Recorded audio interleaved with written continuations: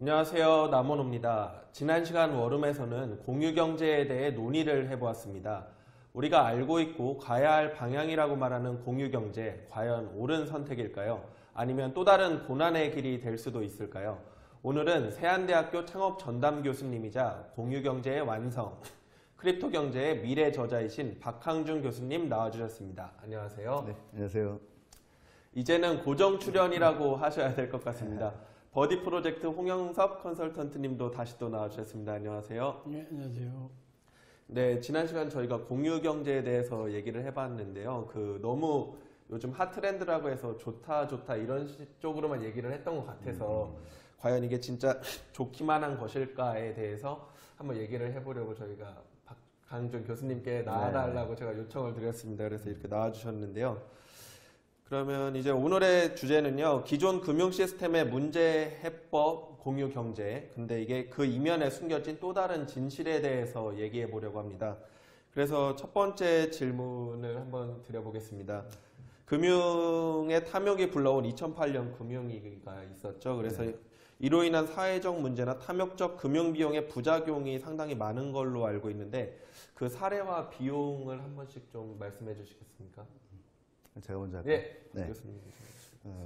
실제로 역사적으로는 경제위기라는 용어는 굉장히 많았었어요. 근데 금융위기라는 용어를 쓴 거는 처음입니다. 석유 파동이라든가 아니면 전쟁, 어떤 사회적 여러 가지 전염병에 대한 문제 때문에 경제위기가 온 적은 있어도 금융 스스로 무너져서 경제위기가 온 적은 없었습니다. 그러니까 스스로 이를 월가에서도 이건 금융위기보다는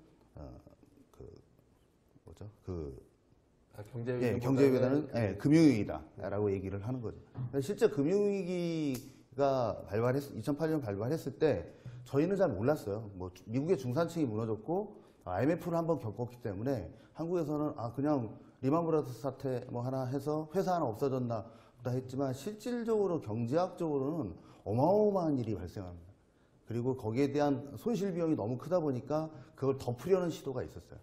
그 덮으려는 시도 중에 하나가 나눔 경제라는 시어드 비즈니스 또는 시어드 이코노미라는 나눔 경제라는 시기도 2008년에 나왔고 거기에 한 반발로 블록체인도 심지어는 비트코인도 2008년에 출현이 되죠.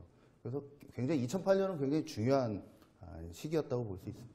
네, 저도 이 지난 3화 공유경제 얘기하기 전에는 이 공유경제라는 말이 최근에 한번 2, 3년 사이에 나온 건 줄 알았거든요. 그런데 이 내용을 보다 보니까 이게 2008년도에 금융위기가 발생을 하면서 블록체인하고 같이 나온 말이더라고요. 공유경제라는 말이. 그래서 근데 이게 상당히 오래된 용어구나. 그럼 벌써 한 10년이라는 시간이 지난 건데 네, 어쨌든 여기까지 하고 한번 컨설턴트님 말씀해 주시죠. 예, 그렇습니다. 2008년 월스트리트에서 발생했던 그 시위대들이 그때 부르던 노래 중에 하나가 1960년대 공민권 운동이 일어났을 때 부르던 미시시피 존이라고 하는 사람이 불렀던 그 노래를 부르더라고요. 그래서 저는 그때 그 모습을 보고 이것이 단순한 어떤 사회적 문제 이외에도 상당히 큰 묵직한 메시지를 갖고 있다는 것을 느꼈고요. 미국의 공민권 운동을 통해서 미국이 흑인들에게도 투표할 수 있는 권리가 생긴 것처럼 그때 리먼 브라더스로 사태로부터 촉발됐던 이 금융위기를 통해서 사회, 문화, 그 다음에 경제적인 큰 어떤 임팩트를 줘가지고 새로운 변화가 있을 가능성을 엿봤던 경우가 있습니다.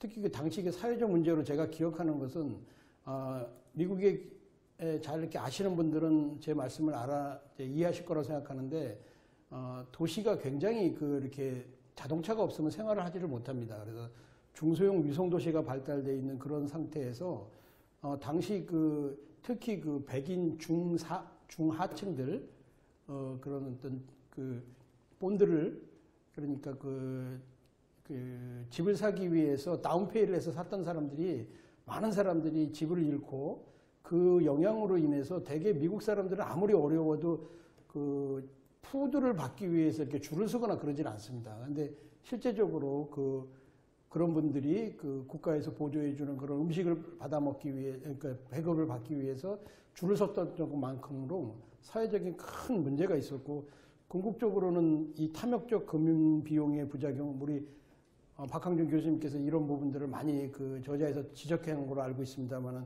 그 금융 비용의 그 부작용이 가장 그 약한 사람들에게 전가되는 모습을 보고 아마 그 방금 말씀하신 그런 어떤 그런 공유 경제라든가 블록체인이라는 그런 이슈들에 대해서 사람들이 어떤 그 논의하기 시작한 시발점이 되는 것이 아니겠는가 그렇게 생각합니다. 잘 알던 사용으로 역시 그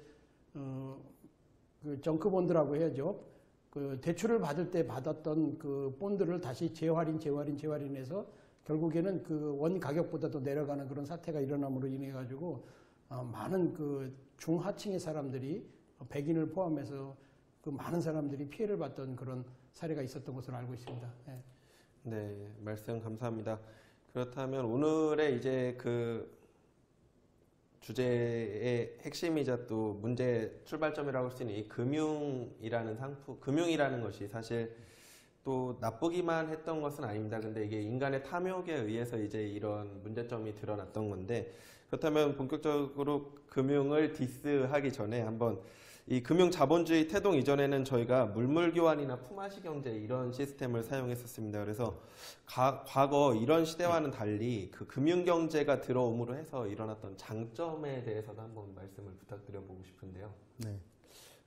역사적으로는 뭐 4차 산업혁명 시기라고 현재 얘기를 합니다. 근데 개인적으로 저희 판단하기에는 농업산업혁명과 공업산업혁명 그리고 디지털 산업혁명 이 세 개로 나누는 게 저는 합당하다고 보고 있고요. 뭐 전기 산업혁명을 넣는 분들도 계신데 실제로는 전기와 공업산업혁명이 하나가 돼 있는 상황이고, 근데 농업산업혁명이 폭발했을 때 대부분 오해하시는 게 있어요.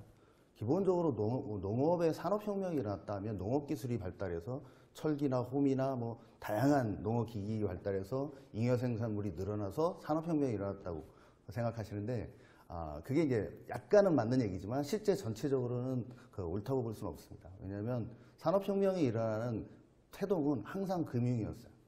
그러니까 잉여농산물, 제가 오늘 감자를 10배를 생산해서 뭐 한 가마니 생산하던 걸 9가마니 생산해서 옆 나라 또는 옆 지역에 줄 때 옆 나라는 고구마를 주거나 아니 보리를 줘야 되는데 수확 시기가 맞질 않아요. 수확 시기가 맞지 않았을 때 잉여 농산물들을 어떻게 교환할 거냐, 상대를 뭘 믿고 트러스트리스한 상대를 뭘 믿고 제 감자를 9가마니나 맡길 거냐, 아니 차라리 일 안 한다. 그래서 원래 농업혁명, 산업혁명이 내성적 기술이라고 그러는 이번에 이제 노벨상을 탔죠. 내생적 기술이라는 어떤 폭발에 의해서 산업혁명이 일어난다고 판단하기보다는 저는 거기에 화폐금융이라는 새로운 어떤 모델이 제시되면서 폭발이 났다고 보는 거죠. 저희가 감자를 갖다 주고 화폐를 받아오고 그 화폐를 다시 보리를 사러 내년 3월에 가고 이러면서 이제 잉여 농산물을 활용해서 우의 부를 높일 수 있다라는 이게 생기니까, 검증이 생기니까 그 다음부터 산업혁명이 일어나는 이런 모델이죠. 공업혁명도 마찬가지입니다. 공업혁명도 실제 제가 뭐 왓슨이 돼서 뭐 어떤 기술을 발달했다, 개발했다, 개발한 기술을 가지고 내가 연간 10만 대 자동차를 만들려면 현재 금액으로 한 5천억 정도의 비용이 필요합니다. 그 돈을 자금 조달하지 않는 이상 산업혁명은 일어날 수가 없었어요. 그러면 결국은 산업혁명에서 산업혁명이 일어나서 발발하게끔 하는 내성적 기술에 더 부합한 금융 파트너는 뭐였냐? 바로 투자금융입니다. 투자금융은 제조업에 직접 투자를 해서 대량 생산을 가능하게 하고 그게 세상에 확 퍼지게 하는, 그래서 산업혁명이 일어나는 거거든요. 그런데 결국은 그런 면에서는 현재 이 투자금융이 어떤 역할을 하고 있는지를 돌아보면 뭐가 변질이 됐다 안 했다 나타나고 있습니다. 직접 제조지수에 하는 투자의 비용이 가장 큰가, 아니면 이분들이 아까 우리 위원님 얘기하신 부동산에 투자라거나 아니면 파생상품, 금융상품에 투자하는 투자금융의 수익이 더 높아지니까 돈이 그쪽으로 몰린 거죠. 그러니까 제조업에 투자하는 투자금융의 원색깔이 없어지고 공업혁명을 이끌었던 없어지고 이제 탐욕적 금융이라고 하는 그냥 돈만 되면 수단과 방법을 가리지 않거나 아니면 금융상품에 금융상품을 또 만들어서 거품을 통해서 또 돈을 가져가는, 자기가 몸을 부풀려서 자기를 잡아먹는 뭐 이런 거를 탐욕적 금융이라고 하는 거지, 기존의 전통적인 금융상품 금융을 전체적으로 저희가 매도하는 건 아닙니다. 네, 홍컨설턴트님 금융상품의 금융의 장점은 어떤? 뭐 워낙 우리 박항준 교수님께서 정확하게 설명해 주셔서 저는 뭐 잠깐 한 가지만 또 덧붙이면요. 중세 유럽이 특히 이태리 같은 지역이 중개무역지로 아랍권과 또 동양과의 교역을 통해서 아주 그러니까 이제 부강해지는 그 과정에서 금융위의 모습들이 어떻게 이렇게 정착되는지 그런 어떤 다큐멘터리를 제가 본 적이 하나 있는데, 결국은 잉여 농산물이나 잉여 상품들을 그 지역에서 이동해서 필요한 재화를 필요한 곳으로 가서 자기가 원하는 또 다른 재화하고 교환되지 못한다면 사실 그것은 갖고 있는 것 자체가 굉장히 보관 비용으로부터 시작해서 로스가 날 수가 있는 그런 상황이었는데, 특히 이태리 같이 지정학적 요소로 유럽에 있는 그런 물품들과 그 당시 선진국이라고 할 수가 있는 아랍 제국과의 교역무역을 많이 했던 것으로 알고 있습니다. 그 과정에서 막대한 부를 취하는 과정에서 멀리 가기 위해서 일부러 금을 다 가지고 가고 은을 다 가지고 갈 수는 없는 것 아니겠습니까? 그런 관계에서 체크라는 그런 서류라는 어떤 뱅크 체크라는 그런 개념들도 나왔다는 것으로 제가 이제 다큐멘터리에서 봤는데, 궁극적으로 인류의 부산물 중에서 가장 스마트한 아이템 중에 하나라고 사실은 생각을 합니다. 근데 이것이 아까도 교수님께서 잠깐 얘기하셨지만 이게 탐욕이 되면 그것을 가지고 있는 사람들의 아주 인빈서블한 그것도 패하지 않는 아주 강력한 무기가 된다는 것이죠. 그리고 그 당시 메디치 가문이 어떻게 금융을 일으켰는가 하는 동영상을 보는 과정에 거리에서 이렇게 금을이나 은을 놔두고 필요한 사람들에게 대출하는 장면이 나오더라고요. 근데 어떤 가난한 사람이 그거 일부러 가지고 도망쳐가지고 도망갔는데 그것을 메디치 가문 사람들이 집사 쫓아가서 잡아가지고 교수욕을 시킨 장면이 나오더라고요. 물론 보호받아야 될 권리겠지만은 그렇게까지 보호받아야 될 게 권리였을까? 그런 것이 과연 이 현대에도 어떤 모습으로 이그러진 모습으로 이 금융경제안에는 있는 것이 아닌가, 좀 그런 생각이 들었던 적이 있습니다. 예. 좀 상당한 장점을 가지고 있다고 생각합니다. 예. 네, 두 분 말씀을 정리를 해보면 두 분이 모두 다 동의하시는 부분이 이 부분인 것 같습니다. 금융이라는 게 기술이 이제 제대로 세상에 나와서 빛을 볼 수 있게 해주는 역할을 하는 거에 있어서는 두 분 모두 동의를 해주시는 것 같은데요. 네, 예, 그렇다고 한다면 이제 기존 금융경제의 대안으로 나온 이 공유경제가 중앙 집중적 권력에 반발하는 탈중앙화나 분권 이런 걸 외치면서 블록체인 암호화폐 기술이 나왔죠. 그리고 공유경제라는 개념도 나오고 그랬는데, 이게 지난 10년이라는 시간 동안 실질적으로 시장 지배력과 효용성은 얼마나 됐다고 생각을 하시나요? 우선은 이 질문을 드리기 전에 용어 정의를 하나 해야 될 게 있습니다. 바로 이제 이행기적 징후라는 용어거든요. 그러니까 약간 학문적으로 말하면 사회는 변증법적으로 흘러가는데 변증법 정반합으로 흘러갈 때 이제 턴을 하게 되는 거죠. 코어가 바뀐다고 하기도 하고 턴을 한다고 하기도 합니다. 변곡점에 있어서 이제 어떤 다른 방향으로 발전하기도 하고요. 이 시점에 이행기적 징후들이 굉장히 많이 나타납니다. 이때가 사회적 혼란기이기도 하면서 어떻게 보면 벤처 사업가들에게는 굉장한 기회가 될 수 있습니다. 이행기적 징후가 나타났던 시점에 바로 2008년인 거예요. 결국은 금융이 아까 말한 탐욕적 금융의 한계를 스스로 나타냈고, 이 탐욕적 한계 때문에 리만 브라더스가 대표적으로 없어졌지만 실질적으로 그 이후에 월가는 바뀐 게 없습니다. 왜냐하면 기존에 하고 있던 기득권층이 그렇게 빨리 포기하지 않습니다. 자기의 습관을. 근데 그분들도 이제 노력을 했던 게 뭐냐면, 이렇게 벌어서 남는 잉여 자산 또는 남는 수익을 좀 나눠줘야 되는 거 아니냐, 사회를 위해서 라는 명분을 만들기 시작합니다. 그때부터 제일 많이 나왔던 단어가 CSR. 기업의 사회적 책임 또는 이제 CSV로 약간 확정이 됐지만 같이 창조로. 그리고 또 나왔던 용어 중에 하나가 쉐어드 비즈니스. 아까 말한 나눔의 경제 또는 공유경제라는 용어가 그때부터 붐을 이룹니다. 이게 공유경제가 굉장히 좋은 것 같은데 금융경제하고 좀 차이점이 있습니다.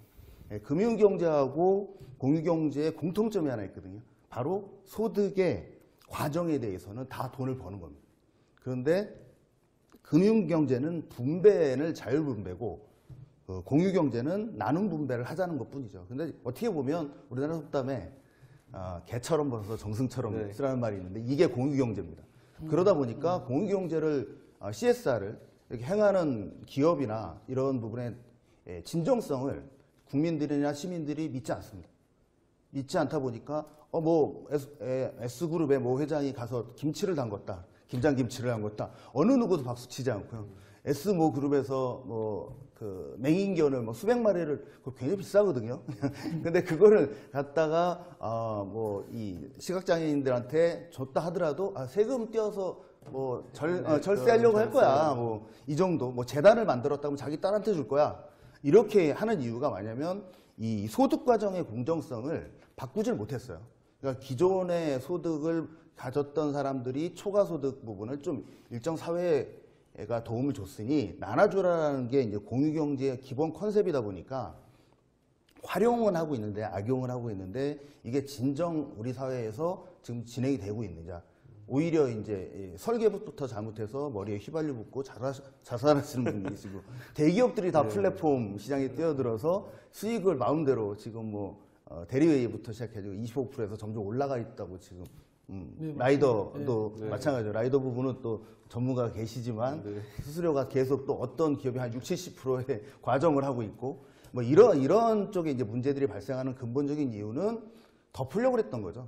어떻게 벌었느냐에 대한 공정성을 오픈을 하고 이제 이거를 같이 함께 협업하고 상생하자라는 개념으로 접근했던 게 공유경제가 아니고 내가 번 돈을 나누면서 내가 제일 잘못한 거 회개할게.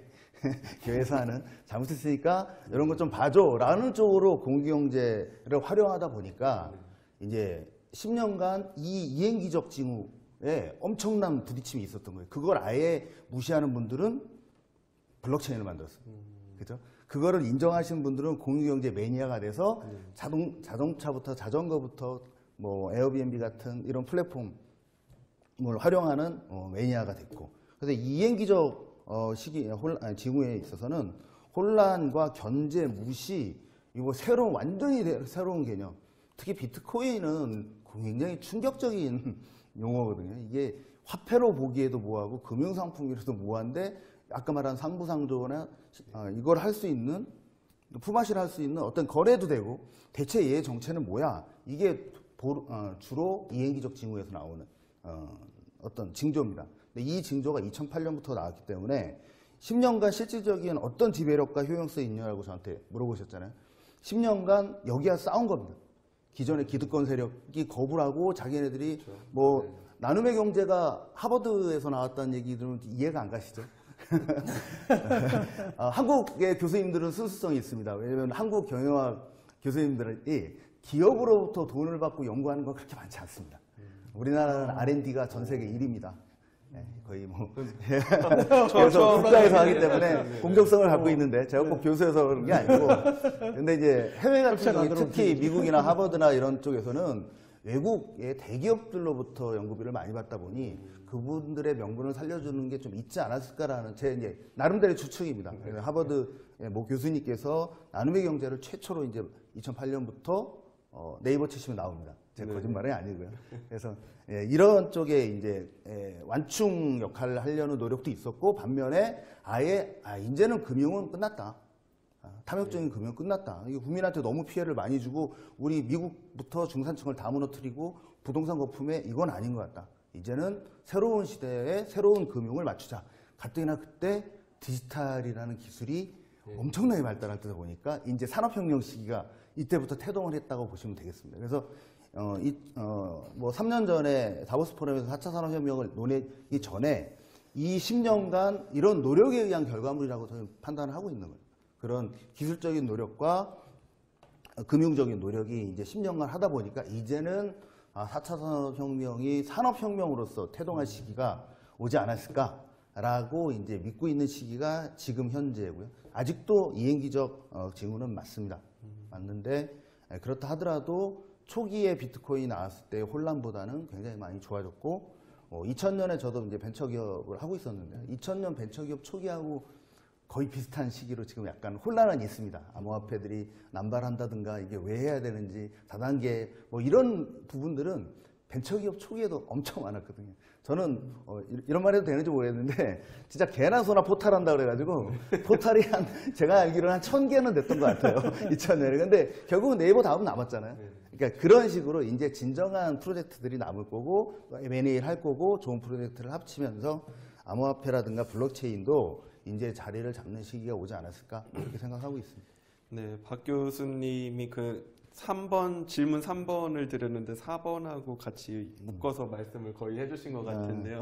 네. 한번 홍 컨설턴트님도 네, 저 말씀 개인적으로 부탁드릴게요. 우리가 이 앞에 공유경제 대가분하고 계속 2번 이렇게 대담을 하는 과정에서 맞는 말씀이지만은 계속 제가 하나 의문을 가졌던 것은 예를 들어서 어떤 사람이 정보력을 가지고 있고 어떤 사람이 노동력을 제공할 수 있고 어떤 사람이 그 재화를 살려고 하는 사람이 셋이 모였다면 그 안에서 정보력을 가진 사람이 예를 들어서 가장 상대적으로 그 가중치를 세게 갖고 있는 상태에서 내가 가진 것과 네가 가진 것을 공유해서 공유경제 차원에서 하자 그렇게 얘기를 하면 물론 기존에 너는 그냥 아무것도 없었는데 내가 가진 정보에 의해서 네가 어떤 새로운 추가 수입이 생길 수가 있어.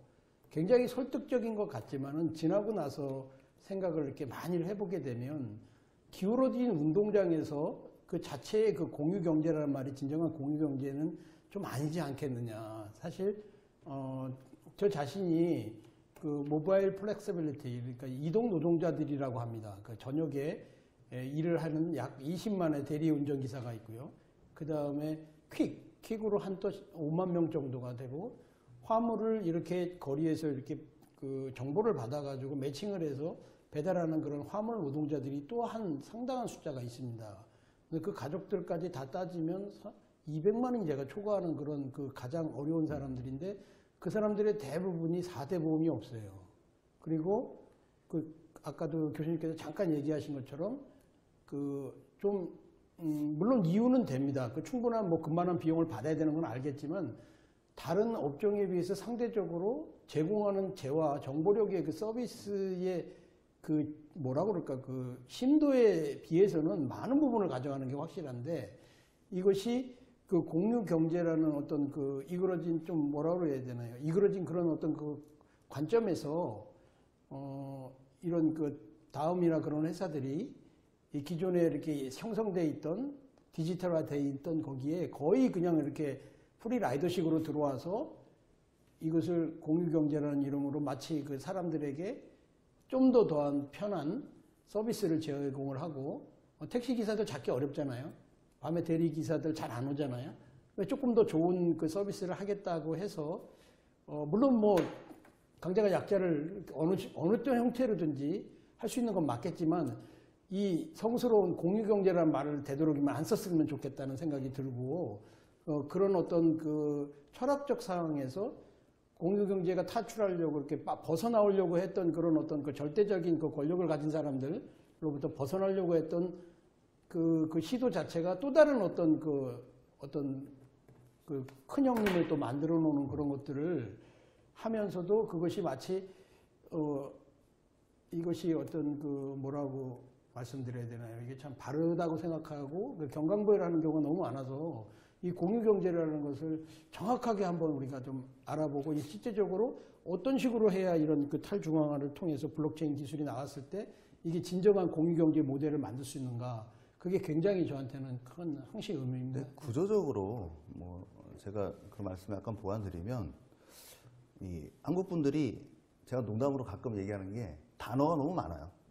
단어가 너무 많다 보니까 이 단어의 정의나 본질을 깊이 생각하지 않고 쓰는 게 굉장히 많습니다. 죽다란 단어는 저희가 돼지다 가다 뻗다 요단강공다 해가지고 50개로 표현할 수 있는 나라는 우리나라뿐이 없지만 그게 장점이긴 한데 단점이 뭐냐면 그러다 보니까 그냥 죽은 거나 돌아가신 거나 잘 죽은 건지 이게 죽을 사람이 죽은 건지에 대한 어감들이 다 해석하기 나름입니다.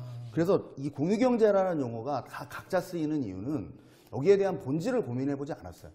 공유경제의 정의는 그냥 잉여자산을 배분하고 결국은 가만히 보면 환경운동이지 이게 경제운동은 아니에요. 환경운동과 경제운동은 약간 목적이 다릅니다. 경제는 효율성이나 수익성이나 이런 걸 생각하는 거고 환경운동은 이 엔트로피를 안정적으로 만들자라는 이런 개념이기 때문에 공유경제의 본질에 대해서 한번 우리가 심도 있는 토론을 해야 되고요. 그리고 그게 정의가 내려졌을 때 구조적으로 지금 천사처럼 얘기하셨지만 죄송하지만 만약에 그 플랫폼들이 없어지고 또 플랫폼이 되시면 그 역할을 또 하실 거고 네, 왜 또 다른 분이 후자가 또 욕을 하게 될 겁니다. 네. 이유가 뭐냐면 이게 제로섬 소사이어티. 그러니까 구조 자체를 지금 공유경제라는 하의 기본 인프라가 뭐로 돼 있냐면 플러스섬, 포지티브 섬이 아닌 제로섬 내에서 파이 나눠 먹기 게임이에요. 라이더가 많이 가져가시면 플랫폼이 조금 가져가고 플랫폼이 조금 가져가면 마케팅을 못 하고요. 그러면 영어 업무가 줄어. 어떻게 하실 건데요? 거기에 대한 해답을 못 하는 이유가 뭐냐면 제로섬이라는 소사이어티 내에서 서로 나눠먹기 구조로 이 공유경제를 설계를 해놨어요. 그러다 보니까 해답이 안 나오는 거예요. 어느 누가 나와도 천사가 나중에 악마가 되고 또 새로운 천사가 나와도 5%는 25%를 지금 받고 있는데 5% 받으셨다 치죠. 5%는 안 높나요? 근거가 없잖아요. 우리가 그 에어비앤비나 어떤 그 우버가 가지고 있는 공유경제의 한계성들을 지적을 하는데 그 한계성을 지적하면서 새롭게 시도하는 그것 자체가 나중에 보면 또 다른 그 에어비앤비의 모델을 걷는 그런 어떤 이런 악순환들이 구조적으로 일어나는 것이 아니겠는가. 근데 그게 이제 구조적으로 제로섬 소사이어티라는 이 인프라가 이게 설계가 이 철학적인 요소가 바뀌지 않으면 방법이 없습니다. 그런데 현재 금융 시스템으로는 이거 바꿀 수가 없다는 뜻이에요. 그래서 나온 게 블록체인입니다. 그리고 토큰이고 이 토큰이나 코인 이코노미가 이거를 포지티브 썸으로 바꿀 수 있는 요소를 제공한 거예요. 물론 이번 시간에는 거기까지는 내가 다 설명드릴 시간은 없지만 제가 책에서도 크립토 경제의 미래라는 책에서도 항상 주장하는 게 그리고 아까 산업혁명에 대해서도 제가 새로운 산업혁명에 대해서는 말씀을 안 드렸었잖아요. 그 결론이 뭐냐면 새로운 금융 시스템이 그런 라이더 비즈니스하고 결합이 되면서 이 해답이 나와야지 기존의 시스템을 가지고 뭘 수정하고 혁신한다는 건 현실적으로 불가능하다는 거죠. 저도 만약에 플랫폼에서 제로로 갔어요. 그건 천사인가요? 그건 모르는 거거든요. 왜냐면 나는 제로 베이스다, 수수료가. 그러면 오히려 주겠다는 분도 계시는데 블록체인은 주겠다는 비즈니스잖아요.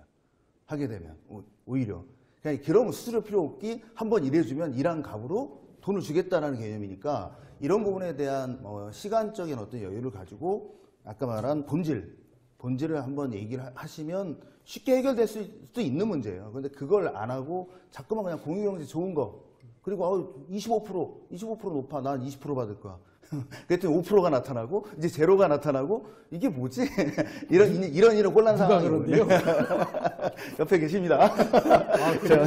우리 남 PD님은 새로운 거 시작하셨어요? 제가 지금 박상준 교수님이 말씀하시기 전에 지난 사실 녹화 시간 때 제가 이 질문을 드렸던 것 같아요. 지금 나오는 에어비앤비라든지 우버를 비롯해서 이런 사람들이 어떻게 보면은 탈중앙화 우리는 중앙 집중적인 그동안의 그거를 벗어나고 싶다 이런 의미로 말은 하면서 거꾸로 그 해당 플랫폼으로 또 사용자들을 가두는 그들만의 플랫폼을 또 형성하는 그런 부분에 있어서 어떻게 생각하시냐 그런 말씀을 한번 여쭤봤었는데 오늘 바로 그걸 또 뛰어넘겠다고 나온 분들이 하다 보면 또 자기도 그 에어비앤비 그 굴레에 또 갇히는 거죠. 오히려 구간이 명간일 수도 있습니다. 예, 차라리 거기는 애프터 서비스도 옛날에 잘해주고 네이버나 카카오도 낫다 이게 나을 수도 있어요. 지금 이 말씀을 듣다 보니까 그 기존 금융 시스템은 이제 사실 수익과 효율성을 중시를 하고 있잖아요. 근데 그 교수님 책 내용에도 살짝 들어있긴 하지만 이게 완전히 저희가 새로운 금융 시스템, 화폐 시스템이 지금 정착이 된 게 아니라 기존에 고정되어 있는 시스템을 활용을 해야 되다 보니까 자꾸 그게 아닌 걸 알면서 그거를 활용해서 갖다 붙이기를 해야 되니까 이게 어떻게 보면 사고의 전환이라고 해야 되나요? 이런 게 획기적으로 안 일어나는 게 아닌가 하는 생각이 그렇죠. 그러니까 뇌구조를 바꿔야 되는데 기존 시스템으로는 불가능하니까 예를 들면 구글의 뭐 알파벳 CEO가 저를 보면 굉장히 당황스러울지 모르겠는데 구글이 만약에 이 새로운 프로썸이라는 데에서 회사가 만들어졌다면 우리가 이메일 쓰고 그리고 지금 이제 유튜브를 보면 저희한테 돈을 줘야 돼요. 왜? 구글이 지금 한 130조 정도 뭐 이게 일어나고 있는데 매출이 거기에 대한 뭐 수익은 한 2, 30조 정도 되고요. 그게 뭐냐면 저희들이 사용함으로써 나온 대가로 나온 광고비거든요. 구글은 대부분 광고비니까, 광고 수익이니까. 그러면 그 광고 수익을 누구에게 돌려줘야 되느냐? 우리 같이 사용자들한테 돌려줘야지 구글의 가치는 높아지는 거고 이게 선순환되는 게 이게 포지티브성입니다. 그런데 지금 그렇다간 구글의 주주들이 가만히 있을 수가 없는 거죠. 왜냐하면 민주주의라는 게 주식회사라는 것 자체가 금융자본주의 하에서 만들어져 있는 시스템이기 때문에 그건 있을 수가 없는 구조라는 거죠. 알고도 못합니다. 네이버도 마찬가지고 어디도 여기에 수익을 주면서 오히려 그 수익 때문에 가치를 높여서 광고가 더 많이 들어오고 이게 130조가 아니고 1500조의 광고가 들어오면서 또 나눠주고 이렇게 해서 상생하고 우리처럼 서민들도 이메일 많이 쓰고 유튜브 많이 봐주고 하면 돈도 벌 수 있구나를 기회를 줘야 되는데 그 기회를 현재 기업들한테 기대하기는 어렵다라고 말씀드리는 겁니다. 네, 지금 바로 딱 그게 저희 다음 질문이었는데요. 공유경제의 핵심인 분배 그리고 공유경제 1세대 기업들의 기업가치 형성과 이를 통한 사실 그 창업자들이나 이런 사람 어마어마한 부를 지금 이뤘잖아요. 그런데 이런 문제가 또 다른 소수의 이득으로 사실 국한되는가가 다음 질문이었는데 지금 바로 박항준 교수님 말씀하신 게 거기서 네, 이어지는 부분. 거기에 만약에 뭐 추가로 제가 간단하게 더 말씀드리면 스티밋이라는 이제 코인이 그게 뭐 진실되든 아니면 사업성의 지속 가능성이 있든 없든 스티밋이라는 코인이 그런 시도를 먼저 했던 거죠. 우리 플랫폼에 글을 써주면 광고가 들어올 거고 광고비를 여러분한테 돌려주겠습니다. 라고 만들어진 이게 코인인데요. 토큰인데 이런 시스템 설계를 블록체인상에서 해놓으면 그런 문제가 아까 해소가 됩니다. 근데 기존의 기업들은 손가락질 할 수는 없습니다. 그건 금융자본주의 시대 내에 주주 우선주의라는 명분으로 태어났습니다. 그리고 주주들의 말을 들을 수밖에 없고요. 그게 사회적으로 법률적으로 선을 넘지만 않는다면 용인해 줬던 게 맞았어요. 그리고 그걸 우리 사회를 견인하는 데 큰 역할을 했고요. 우리 지금 뭐 적폐라고 하지만 실제 뭐 삼성이든 현대든 우리나라 대기업들을 무시할 수 없어. 우리 경제 발전의 기여도에 무시할 수 없는 건 사실이잖아요. 다만 이제 이행기적 징후, 소위 말해서 우리가 대원군처럼 이제 폐쇄 정책이라든가 쇄국 정책을 쓸 시기가 아닌데 그걸 쓴다면 이제 큰일 나는 거예요. 우리 경제가 이행기적 징후가 있다는 걸 빨리 파악을 하면 바꿔야 되는데 삼성, 현대한테 바꾸는 걸 요청할 수는 없습니다. 그래서 우리같이 이제 새로운 네이버가 1000년 된 기업이 아니지 않습니까? 딱 벤처 기업, 20년 전에 나온 기업이잖아요. 이런 기업들이 이제 태동을 할 때 처음 구조적으로 제로섬 베이스로 설계할 수 있는 기업들이 이제 탄생해야 되고 그 기업들이 30년, 50년, 100년을 우리 이끌어 가야 된다는 거죠.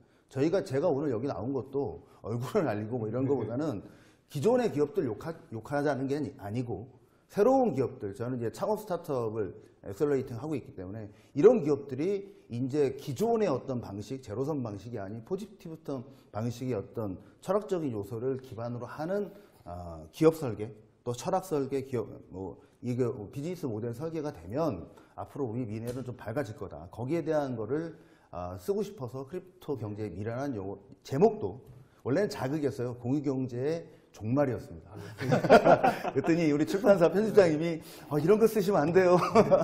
그래서 바꿨긴 했지만 실제 그 세컨 네임이 종말이라는 이유도 자꾸만 그걸 잊어버리자. 공유경제가 나쁘다는 의미는 아닙니다. 공유경제가 나쁜 게 아니고 제로섬 베이스의 이런 생각들, 주주 우선주의라는 생각들을 잃어버리고 지워버리고 새 판에서 블록체인이 됐든 이행기적 지구에서 나왔던 순수한 경제 시스템이나 경제 철학을 받아들이면 앞으로 큰 발전의 기회가 있을 것이다 라는 얘기를 드리고 싶습니다. 네, 사실 이게 약간 홈컨설턴트님을 제가 개인적으로 엄청 좋아하는데 이 질문 드리기가 사실 공격적으로 들리실 수도 있습니다. 5번 네. 저희가 지금 얘기했던 거 이익의 분배라든지 또 이게 그 플랫폼을 창업한 분들에게 또 너무 국한이 된다면 어떻게 보면 기존과 별다를 게 없을 수도 있지 않을까 이런 생각이 드는데요. 네. 좀 한 말씀 부탁드려요. 그 업계 만약에 드라이브 토큰을 이제 딱 본격적으로 네. 하신다고 했을 때 좀 구체적인 어떤 계획이나 이런 게 있으신지를 좀 듣고 싶거든요. 예, 제 자신이 이제 그 대리운전 하시는 분들을 위한 궁극적인 그 다우 모델이라고 할 수 있는 공유경제 플랫폼으로 드라이브 토큰이라는 것을 이렇게 해보고 있습니다. 지금 그래서 많은 분들의 조언도 받고 있고요.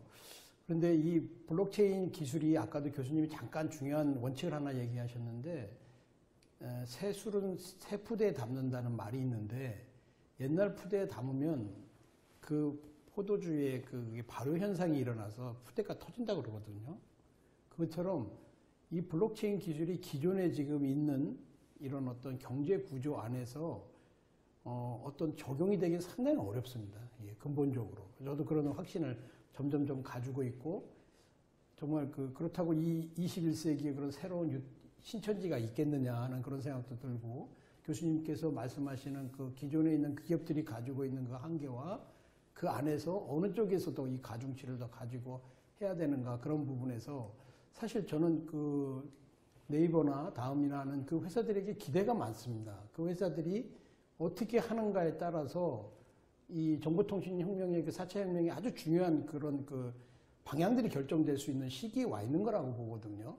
그런데 그분들이 하시는 것이 제가 지금 이 드라이브 토큰이라는 대리운전 사회 소사이티를 연구하는 과정에서 정말로 가장 사회 안전망이고 예전에 잘 나가셨던 분들이 밤에 그것도 자존심을 갖지를 못하고 그냥 나는 언제든지 하다가 그만두는 이 잠깐의 일이라는 이 밤에 하는 일, 대리운전이나 퀵이나 그 다음에 화물 퀵이나 그런 분들의 그 업종에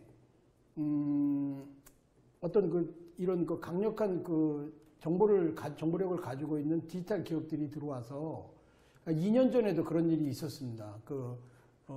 다음에 이제 대리운전 사업이 이 업계에 들어올 때 보니까 약 6천 개 정도의 개인 업체가 있었더라고요. 그리고 신한은행이라고 하는 회사가 제로 베이스를 하겠다. 대신 카드 수수료를 그걸 커버하겠다는 회사하고 다음이라는 회사하고 기존에 6천 개 정도의 회사가 이렇게 3파전이 벌어졌었더라고요. 그래서 다음이라는 회사가 그때 모토가 아마 우리가 이 시장에 들어오면 기존에 있는 것보다는 그 수수료를 낮추고 그리고 좀 더 이 정말 어려운 사람들이 하는 이 사회적 안전망 시설 역할을 하는 이 대리운전의 밤의 서비스에 어떤 새로운 가치를 불어넣겠다는 큰 디지털 기업의 규모에 걸맞는 그런 어떤 포부를 얘기했던 것으로 알고 있습니다만은 시간이 지나서 보니 기존에 있는 업체들과 콜 공유를 해서 그 가격 자체가 다시 이중 구조로 가 있다는 거죠. 옛날에 좀 더 기사들에게 좋은 가격으로 제공했던 그 가격대 이외에 기존에 있는 그 콜센터에 약간 가격이 내려 있는 그 콜까지 받아서 하고 있다는 그 모습을 보고 이 사람들이 결국에 그런 어떤 삼성이나 기존에 있는 큰 회사들과의 경쟁을 통해서 어떤 그런 새로운 이노베이션을 통해서 사업을 한다면 참 정말 좋을 텐데 그것이 아니라 기존의 이런 전통적인 업계지만 큰 아직 메가 어떤 경쟁자가 나오지 않은 곳에서 이런 식으로 이런 사업을 연영한다는 것 자체는 아까도 교수님 잠깐 얘기하셨지만 과연 그렇게 해서 얼마나 벌 수가 있겠는가. 정말 깊은 곳에 가서 물을 던져야지 큰 고기들과 다퉈야 될 사람들이 기존에 있는 그런 어떤 영세하고 어려운 사람들의 그런 시장의 그런 것들을 물론 벌면 되죠. 벌어서 아까 교수님 얘기하신 것처럼 모처럼 벌어서 모처럼 정승처럼 쓰면 되지만 좀 촉구하고 싶습니다. 그런 기업들이 에어앤비나 어떤 그런 세계 선도적인 그런 기업들을 국내 시장이 말고 글로벌 사업자들하고 경쟁할 수 있는 사업 아이템을 만들어서 예를 들어서 글로벌에 나가서 에어앤비나 우버하고 대응한다면 얼마나 또 좋지 않겠느냐. 이 활동하기 쉬운 국내에서 금융회사들도 그러지 않습니까? 대부분의 금융회사들이 해외 시장에 우리나라에 아무리 큰 은행이라고 해도 국제시장에 나가서 정말 글로벌 금융 공룡들하고 다투는 회사 있습니까? 없잖아요. 예. 그게 참 안타깝더라고요. 항시 볼 때마다 제가 이거 드라이브 토크를 하면서 그랬어요. 말을 끊어서 죄송한데요. 예. 그거 안타까우시면서 끝나시면 되고요. 왜냐면 아까 제가 말씀드렸듯이 태생적인 한계가 있는 겁니다. 그 우선주의라는 기업한테 그걸 기대했다는 것 자체가 이해할 수 없는 행동이에요. 실수했습니다. 예. 그리고 앞으로 아니 저희가 그렇게 했죠. 10년간 공유경제가 될 거라고 믿었으니까 그런 여유 이 다음이 돌았을 거고 구글이 올바른 길로 살 거라고 믿었는데 그리고 그래서 진입을 시켜줬더니 달라지더라. 이게 뭐냐면 이제 와서 돌아보니 근데 저희가 참 실수하는 게 뭐냐면 성도착증 환자가 교도소에서 나왔는데 내 딸을 맡길 수 있나요? 이거 뭐냐면 태생이 어쩔 수 없는 구조입니다. 그걸 손가락질할 수가 없는 거예요. 이분이 실수한 부분을 인정해주고 보듬어 줄 수 있지만 내 딸을 맡길 수는 없어요. 근데 맡겨놓고 나중에 와서 문제가 생기면 너 그럴 줄 몰랐다라고 그러는 거나 마찬가지인데 그런 구조보다는 이제는 그런 비판은 의미가 없습니다. 뭐 그 기업들은 그 기업대로 발전해 나가고 글로벌 할지 안 할지까지 저희가 회장도 아니고 뭐 할 얘기는 아닙니다. 다만 그분들이 이제 좀 더 노력을 하고 이 방해만 안 해줬으면 좋겠다는 게 저는 개인적인 생각이에요. 이렇게 좋은 의도를 갖고 사회운동은 아닙니다. 이건 절대 사회운동이 아니기 때문에 경제적으로 할 때 밟으려고 하고 방해하지 않고 뭐 이런 역할만 해주면 되지 그분들한테 뭐 어떤 거를 기대한다? 저는 솔직히 그거는 저도 대기업 출신이긴 하지만 대기업에서 한 1년만 일해보시면 그게 왜 불가능한지 저는 참고로 진로, LG, KT를 다녔는데요. 세 회사 다 좋은 회사였습니다. 아니 교수님 그러다가 이게 하시는 그러니까 회사는 좋은 회사는 크립토 이코노미 맞습니다. 사업에 맡기시면 어떻게 하려고 KT 이름을 그 회사는 좋은 사업이 없지만 그 내부에 들어가서 제가 의사결정 과정에 있어 보면 실질적으로 주주를 무시하고 오너를 무시하고 새로운 비즈니스나 뭐를 안아주고 라이더를 안아주고 할 수 있는 제 권한이 안 되더라는 거예요. 제가 이제 자회사 상무로 있었음에도 불구하고 그런 힘이 있지 않습니다. 그래서 그걸 한계성이 있는 데를 너 나쁘다 공부 못하는 애한테 공부 못한다보다 잘하는 거 찾아주는 게 낫잖아요. 예, 그런 이제 그런 비즈니스 하자는 거죠. 네. 예. 한탄하시면 안 됩니다. 진짜. 아닌데 예. 제가 예전에 그 우리나라의 K 이니셜을 얘기하겠습니다. 그 행장님을 제가 이제 외신 기자 출신이라 기자 때 만난 적이 있습니다. 그래서 그분께 이게 말씀을 드리는 과정에서 국내에서 넘버원이 됐으니 해외에서 글로벌 공룡들하고 한번 붙어봐야 되지 않겠습니까? 예, 그런 말씀을 드리니까 맞기는 맞다고 그러는데 3년 후에 퇴직하실 분한테 근데 생장 임기가 3년이 싱가포르 진출을 하시더라고요. 그러니까 사실 뉴욕에 잘 아시겠지만은 예전에 진보와 빈곤이라는 책이 있었습니다만 거기에도 잘 나와 있지만 자본주의가 고도화되는 과정에서 금융 자본주의가 최고의 어떤 그 힘을 가진 그 사회의 시장에 사실 그런 후발적인 우리가 정말 아직 조선시대 그러니까 그 6.25 그 전란 이후에 아직 정비되지 않은 상태에 벌써 월가라는 것들이 작동하고 있었던 그런 업체들하고 경쟁하는 게 쉽지는 않겠지만 이거는 정말로 궁극적으로 이 블록체인도 그렇지만 글로벌로 가야 삶의 길이 있는 게 아닌가. 어떤 분이 블록체인 자체를 본투 글로벌이라는 말을 쓰더라고요. 태어나서 태성적으로 본투 글로벌, 태어나서 글로벌로 간다는 거죠.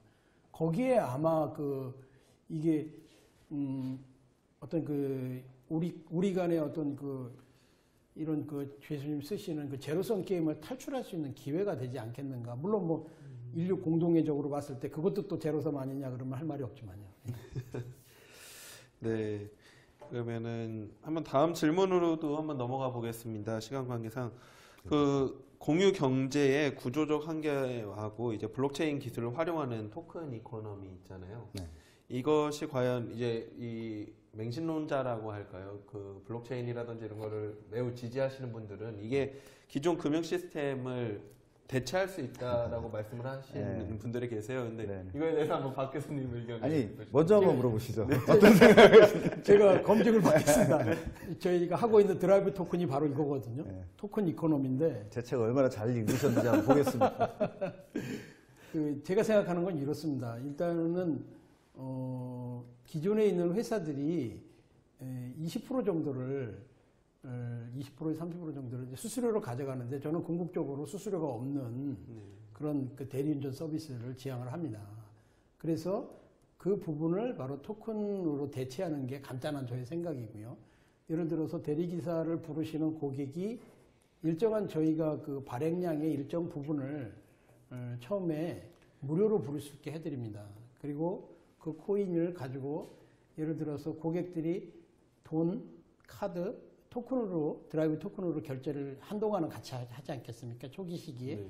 그 어느 정도 시간이 지나면 이게 정착이 되면 이제 그걸로 이행을 할 텐데 거기에서 예를 들어서 드라이브 토큰을 3,000원 부분이 우리 운전기사에게 돈이 가면 만일 기존에 있는 금액이 15,000원이었다. 기본 신노년에서 여기까지 여기 성당까지 15,000원이었다. 그러면은 거기에 기존의 회사가 15,000원이고 그 밑에 있는 그레이드 회사가 12,000원이라면 저희는 12,000원 되는 회사의 레벨에서 3,000원을 붙여서 15,000원짜리 사입을 할 수 있도록 그런 그 토큰 구조를 가지고 이렇게 계획을 해서 실행을 해보고 있는 것입니다. 그래서 궁극적으로 무료로 하고 그 고객이 토큰을 사용하고 일정한 기간 동안은 일단 유틸리티를 시켜야 되기 때문에 그 토큰을 가지고 있던 그 우리 드라이버들이 궁극적으로 그것을 가지고 있을 거 아니겠습니까? 그리고 그것이 일정한 부분이 저희 발행량 일정한 부분이 돌아간다면 그 부분을 가지고 일정한 시기에 저희가 이런 그 상장을 시키는 방법을 통해서 이것이 교환될 수 있는 가치로만 해준다면 기존에 있는 그 경제 그 수수료 베이스의 그것이 어느 정도 완전하지는 않지만은 그 토큰 이코노미에 합해서 수수료 제로 베이스에 궁극적으로 조금 더 그 사업자가 가져가는 그 비용이 아니라 고객과 그 드라이브 운전자가 가져갈 수 있는 그 시장으로 만들어내고 그 위에 이런 그 협동조합 모델로 통해서 서울시 택시 공제조합과 같은 그런 모델로 하면은 토큰 이코노미가 가장 유용한 부분이 적용되는 것이 아닌가 하고 제 나름대로 생각해 보고 있습니다. 예. 제가 그 박 교수님 말씀 듣기 전에 한번 일반인의 시각으로 네네. 한번 갑자기 궁금한 거를 네. 조금 여쭤보고 싶은데요. 수수료가 없다고 하셨는데 그렇다 그러면은 당연히 수수료가 없으니까 그 드라이버 분들은 당연히 좋겠다는 생각이 듭니다. 근데 네. 그렇다면은 이게 기업을 하는 오너 입장에서 오너도 돈을 벌어야 되고 막 네. 이게 사업체를 운영하고 관리하시는 직원들을 또 예, 두셔야 될 맞습니다. 텐데 그럼 수익 모델이 아까 뒤에 말씀하신 ICO 이전을 해서 코인 가격을 상장해서 거래돼서 가격이 이렇게 뭐라고 할까요? 붐업 되기까지는 네. 수익 모델이 없으신 것 같은데 그래서 그렇다면 저희가 또 하나 생각하고 있는 것이 좋은 질문인데요. 굉장히 이상적으로 그분들에게 좋은 이게 실제로 가져가셔야 될 분이었었어요. 이게 원래 드라이버들이. 예, 그렇지만 정보를 제공하는 그 중간 사업자가 사실 가져간 좀 포션이죠. 이걸 다시 돌려드리는 개념이기 때문에 이것을 하기 위해서 저희들이 많은 이렇게 논의를 하고 그리고 자문을 받는 과정에서 일정 비율의 그 조합비를 받는 것이 하나의 방법으로 이렇게 나온 게 있고요. 최소한의 금액을 어떤 그 수수료 개념으로 받아야 된다고 하는데 그렇게 받게 되면 이 토큰 이코노미가 안 되더라고요. 그래서 저번에도 나왔던 그 대표 조상구 대표님인가요? 그분도 얘기하신 그 DAO, 그 협동조합형 모델로 협동조합비를 받는 것이 일정 수준을 받다가 이 토큰의 유틸리티가 잘 돌아가서 가격이 상승된다면 저희들이 가지고 있는 사업자인 저희한테도 일정한 부분 제가 토큰을 보호하고 있는 재단 형태로 될 것으로 생각합니다만은 그 일정한 부분의 이익을 우리도 볼 수 있기 때문에 궁극적으로 이것을 계속 지속할 수 있는 그 힘이 거기서 나오지 않을까 이렇게 보고 있습니다. 근데 저의 생각입니다. 네. 뭐 노코멘트 하겠습니다. 그 비즈니스에 대해서. 교수님이 한번 제 책을 한 10%는 이해하신 것 같은데. 그래요? 90점 빵점입니다. 실제로는 이제 우선은 아까 질문하신 내용 중에 토큰 이코노미가 기존의 금융 시스템을 대체할 수 있느냐라고 여쭤보셨어요. 네. 불가능합니다. 왜냐하면 농업혁명 이후에 화폐금융이 발달했고 공업혁명 때 투자금융이 발달했는데 성격이 달랐어요. 그때 화폐가 없어졌나요? 안 없어졌죠. 화폐의 보완적인 요소들, 화폐가 할 수 없는 교환만 하다가 투자라는 걸 하니까 모아야 된단 말이에요. 내 주머니에 있던 돈들을 모아서 저런 자동차 만드는 포드에 투자를 하자라고 하려면 그런 플랫폼이 필요했던 거예요. 그래서 그러면 내가 돈을 줬을 때 나한테 뭘 줄 거야. 그러니까 투자 수익을 주는. 이게 아까 교환 가치하고 완전히 다른 투자 가치가 생겼단 말이에요. 근데 저희는 이제 투자 가치를 너무 쫓다 보니 사회가 망가지든 뭐 국민이 어떻게 살든 상관없이 부동산 거품에서 투자 가치에 너무 맹목적이다 보니까 이제는 좀 자정작용 스스로 이건 좀 자제하자라고 이행기적 징후가 나온 거거든요. 그래서 다시 돌아가는 길이기 때문에 이 두 가지 맛을 다 봤어요. 그래서 교환에 대한 기능도 있으면서 투자에 대한 기능이 포함되어 있는 새로운 유형의 화폐가 나온 겁니다. 지금 투자만 보고 투자하신 분들은 초기에 턴하는 입장에서 보니까 투자에 가까운 쪽에 있어서 그렇지 이게 발전 방향을 보면 지금 대부분의 토큰의 백서들을 보면 다 교환화폐 쪽에 얘기를 많이 하고 있는 이유가 그겁니다. 당장은 투자 얘기를 하지만 그래서 교환도 하면서 투자의 가치도 있을 수 있는 그런데 그렇다고 그러면 투자 금융이 없어지느냐? 불가능한 얘기입니다. 메디치아나 골드만삭스를 지금 없애자고 하는 얘기인데 그건 자살행위고요. 그리고 그분들은 그분들의 역할이 있다는 거죠. 다만 지금 새로운 비즈니스의 영역이 있습니다. 제가 그 라이더라는 영역을 비즈니스 모델로는 좀 부족하지만 제가 존경하고 있는 거는 그런 부분을 고민하시는 거예요. 왜냐하면 제 책에도 항상 얘기했던 내용 중에 이 공평성이나 공익성을 커버하는 게 국가의 예산입니다. 정부 예산이 공평성이나 이런 것 때문에 합니다. 그런데 정부 예산으로 손이 못 대는 데가 있어요. 모든 아까 뭐 이 빌딩에서도 왔지만 빌딩 입구에 모든 계단이 자기들이 휠체어 탈 수 있는 계단인가요? 강남구에 몇 개나 될까요? 그걸 다 바꾸려면 그 비용을 어떻게 감당합니까? 국가 예산으로 불가능하거든요. 그러면 이제 민간 투자자들이 그 계단을 만들어달라 골드만삭스, 신한은행, 뭐 국민은행, 신한증권 가가지고 이거 계단을 그러면 자기네 수익이 뭡니까? 라고 했을 때 답이 없는 거예요. 그걸 이제 민간 영역이라고 합니다. 민간 영역은 투자 수익을 쫓는 거고요. 공공 영역은 공공의 이익을 쫓는 겁니다. 그런데 이 두 가지가 겹쳐지지 않는 소위 말해서 회생 영역이 있어요. 손을 못 대고 있는 거죠. 바꿔야 되는. 그게 라이더의 영역이라면 바꿔야죠. 네. 단 회생 영역은 기존의 투자 시스템으로 안 됩니다. 아까 스스로 얘기하셨잖아요. 그거 안 되니까 수수료를 받기는 좀 뭐하고 그러면 조합비를 받을까? 그거나 물론 뭐 다르지만 비율이 다르지만 그래서 그런 민간 영역에 차입을 하다 보니까 회생 영역이 해결이 안 나는 거고요. 공공 영역은 마찬가지입니다. 예산의 한계가 있으니까. 그래서 회생 영역이라고 치어지면 회생 영역에 맞는 금융 시스템을 제안하자는 거예요.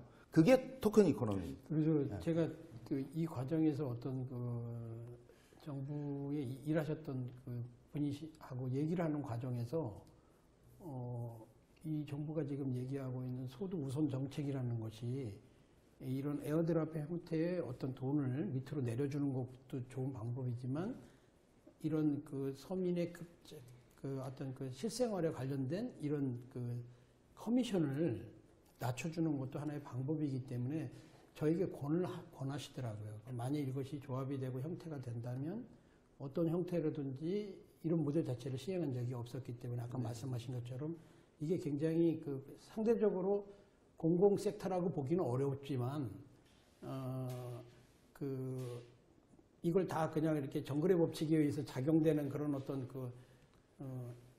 어떤 비즈니스 영역으로만 볼 수는 없는 부분이 분명히 있다는 거죠. 그래서 교수님이 쓰신 책에도 보면 이국적 코인이라는 그런 귀한 얘기가 있다는 것이 거기에 보면 해결책도 정부의 노력의 분과 민간이 해야 되는 부분들이 잘 크립토 경제로서 이렇게 적용되는 모델들이 귀한 모델들이 있는데 그분의 말씀에 의하면은 그런 가능성도 찾아보라고 하더라고요. 네, 회색 영역하고 이제 이국종 코인 관련해 가지고는 시간 관계상 그렇죠. 제가 여기에서 끊고 제가 그래요? 그게 이제 본격적이가 원래 여기에서 끊어야 또 자연스럽게 욕이 우리가 지금 아니겠습니까? 회색 영역에서 지금 이게 박 교수님 끊고 제가 박 교수님을 한 시간 더 모시는 걸로 찍어요. 하겠습니다. 제가 다시 모시는 걸로 하겠습니다. 오늘 라이더 얘기를 너무 많이 들어가지고 제가 다음 시간에 라이더가 어떻게 잘못되어 있는지에 대해서 정확히 저는 다음 주에 안 나올 것 같아요. 없을 때 얘기를 해야지 서운하실 거 아니에요? 예, 두 분께 이렇게 오늘 나와주셔서 감사 말씀 드리겠습니다. 이 언제나 익숙함을 벗어나기 위해서는요, 많은 진통이 따르는 것 같습니다. 물질의 풍요, 기술의 발전으로 우리의 삶은 과거와는 비교할 수 없는 편안함과 과학기술의 혜택을 누리며 살아가고 있죠. 하지만 우리 사회의 발전을 위해 달려오는 길에 챙기지 못했던 참 이런 섬세한 부분도 많은 것 같습니다. 모두가 잘 되기 위해 노력했지만 그 혜택은 일부에게 집중되어 돌아간 것은 부인할 수 없는 사실입니다. 빨리 가려면 혼자 가고 멀리 가려면 함께 가라는 말이 있습니다. 100세 시대, 혼자보다는 함께가 좋지 않을까요? 지금까지 블록체인 워룸의 남원호였습니다. 고맙습니다.